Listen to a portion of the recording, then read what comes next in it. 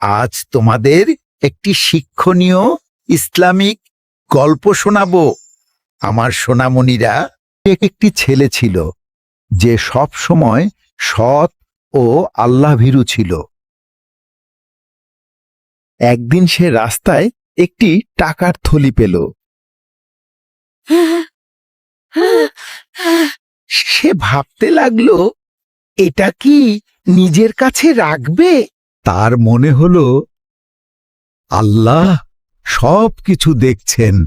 তাই সে ঠিক করল এটি মালিককে ফিরিয়ে দেবে।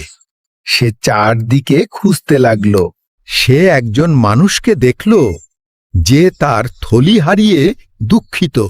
ছেলেটি থলিটি তাকে ফিরিয়ে দিল ও লোকটি খুশি হয়ে তার জন্য দোয়া করল। সত্যবাদিতার কারণে তার মনে শান্তি এলো। আল্লাহ তাকে বরকত দান করলেন এবং সে সব সময় ভালো কাজ করতে থাকল। এভাবে সে সবার প্রিয় হয়ে উঠল। দেখো, সততা সব সময় আমাদের সম্মান বাড়ায়। ভিডিওটি ভালো লাগলে অবশ্যই লাইক, কমেন্ট, শেয়ার এবং ফলো দিয়ে রাখো। আল্লাহ হাফেজ।